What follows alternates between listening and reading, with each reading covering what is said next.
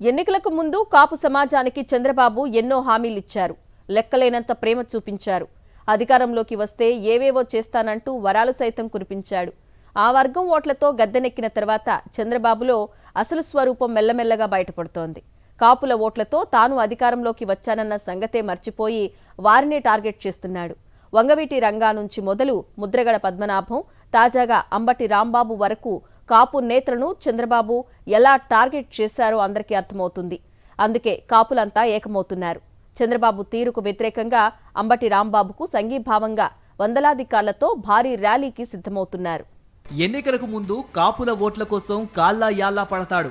కాపులతో అవసరం తీరిన తర్వాత వారిని కాటికి పంపడానికి కూడా వెనుకాడడు. ఎవరి ఓట్లతో అధికారంలోకి వచ్చాడో వాళ్లనే హింసించి వేధించి రాక్షసానందం పొందుతాడు. తన రాజకీయ అవసరాల కోసమే కాపు మంత్రాన్ని పఠించినా చంద్రబాబు ఆలోచన మాత్రం కాపు జాతిని అంతం చేయాలనేదే.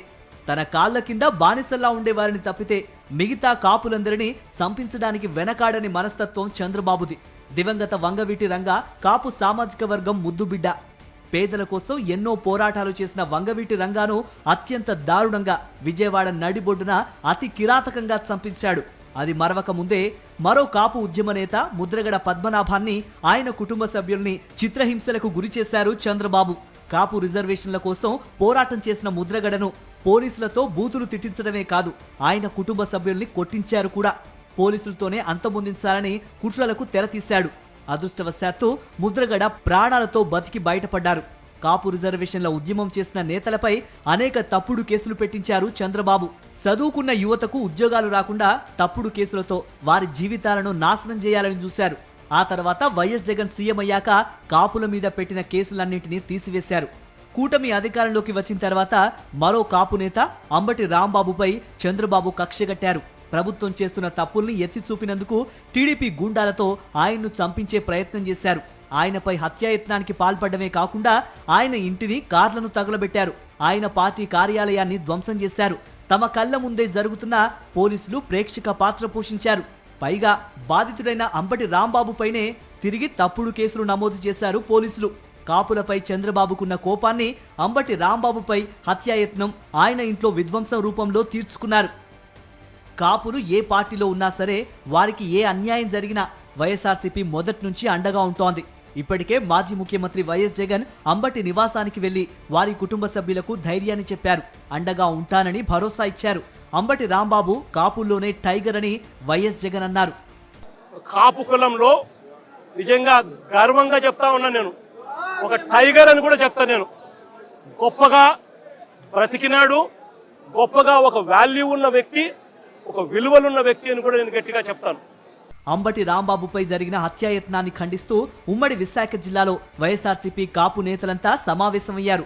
అంబటి కుటుంబానికి సంఘీభావం తెలపాలని నిర్ణయించారు. ఇందుకోసం శనివారం ఉమ్మడి విశాఖ జిల్లా వ్యాప్తంగా ఉన్న కాపులందరూ చెలో గుంటూరుకు పిలుపునిచ్చారు.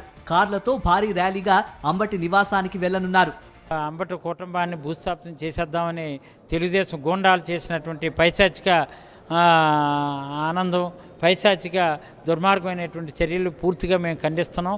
ఆ ఖండించడంలో భాగంగానే మన సామాజిక వర్గ నేత అయినటువంటి అంబటి రాంబాబు కుటుంబాన్ని మనం పరామర్శించాలి, వెళ్ళి వాళ్ళకు ఓదార్పు చేయాలి, వాళ్ళకు తోడుగా ఉండాలనే ఉద్దేశంతో ఈరోజు ఉమ్మడి విశాఖ జిల్లా నుంచి పెద్ద ఎత్తున కాపు సామాజిక వర్గానికి సంబంధించినటువంటి మా సామాజిక వర్గం అందరూ కూడా, ముఖ్యంగా వైసీపీలో ఉన్నటువంటి కాపు సామాజిక వర్గం అందరూ కూడా 300 కార్లతో పెద్ద ఎత్తున మేమందరం కూడా ఉమ్మడి విశాఖ జిల్లా నుంచి బయలుదేరడం జరుగుతుంది. వైఎస్ఆర్ కాంగ్రెస్ పార్టీలో ఉన్నటువంటి కాపు నాయకులందరినీ కూడా తెలుగుదేశం పార్టీ కూటమి ప్రభుత్వం టార్గెట్ చేయడం, వారి మీద దాడులు చేయించడం, వారిని హతమార్చాలనేటువంటి ప్రయత్నం చేయడం, ఇవన్నీ కూడా గడిచినటువంటి అనేక సంవత్సరాలుగా చూస్తూ ఉన్నాం. సో అందులో భాగంగానే మొన్న జరిగినటువంటి ఘటన కూడా చూసాం. మొన్నే పార్టీ అధ్యక్షులు జగన్మోహన్ రెడ్డి గారు కూడా పెద్ద ఎత్తున వారి సంఘీభావాన్ని ఆ కుటుంబ సభ్యులకి ఇచ్చి ధైర్యాన్ని నింపేటువంటి కార్యక్రమం చేశారు. రేపు విశాఖపట్నం ఉమ్మడి జిల్లా నుంచి కూడా పెద్ద ఎత్తున దాదాపు 200-300 వెహికల్స్లో వెళ్ళి వారి కుటుంబ సభ్యుల్ని కలిసి ఈ ప్రాంత ప్రజలందరూ కూడా మీకు తోడుగా ఉన్నారనేటువంటి ఒక మెసేజ్ని కూడా ఇవ్వాలన్నటువంటి అభిప్రాయంతో ఈ కార్యక్రమాన్ని చేపట్టడం జరుగుతోంది.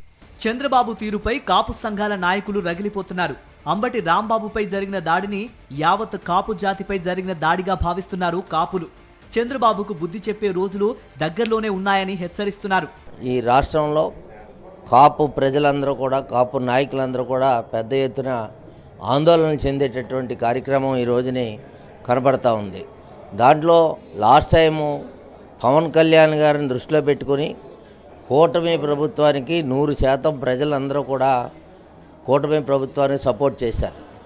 ఈరోజు ఈ వాతావరణాన్ని చూసి, ఈరోజు వాళ్ళు చేస్తున్నటువంటి పరిస్థితులను చూసి నిన్న అనకాపల్లిలో ఒక మీటింగ్ పెట్టారు.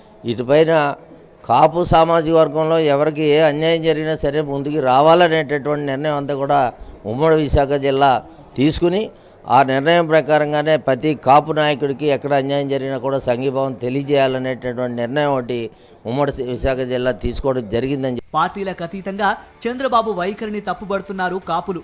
రాష్ట్రంలో కాపు జాతిని లేకుండా చేయాలని చంద్రబాబు కంకణం కట్టుకున్నారని మండిపడుతున్నారు. అంబటి రాంబాబుకు అన్ని పార్టీలు, కాపు సంఘాల నుంచి పెద్ద ఎత్తున సంఘీభావం వ్యక్తమవుతోంది. కూటమి పార్టీలోని నేతలు సైతం అంబటిపై జరిగిన దాడిని ఖండిస్తున్నారు.